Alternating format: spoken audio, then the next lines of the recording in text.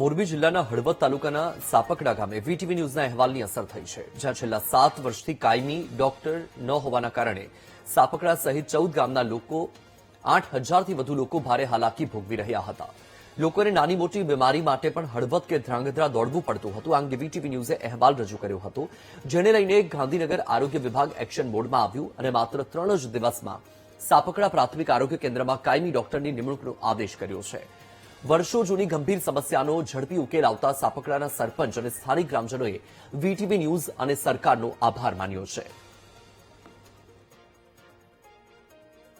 મારા ગામમાં પીએચસી દવાખાનું આવેલું છે. આશરે 14 ગામ છે. 7 વર્ષથી ડોક્ટર નહોતો. અમે ટીવી વાળાને બધા પત્રકારને બોલાયા અને ઇન્ટરવ્યુ લીધા સરકારી દવાખાને. તે પછી અત્યારે એવું જાણવા મળ્યું કે પરિપત્ર ગાંધીનગરથી કાયમી ડોક્ટર મૂકેલો, તો આ 14 ગામનાને ફાયદો થાય. વીટીવીનો અમે ખૂબ ખૂબ આભાર માની. અત્યાર સુધી કોઈ ડોક્ટર મેન મેડિકલ ઓફિસર હતો નહીં, એટલે દવામાં અમને તકલીફ પડતી. 14 ગામડાનું પીએચસી છતાંય કોઈ મેન મેડિકલ ઓફિસર હતો નહીં, એટલા માટે અમારે હળવદ લેવા જવું પડતું.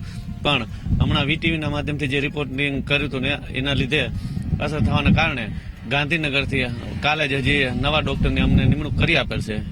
એના માટે એનો આભાર માનીએ છીએ.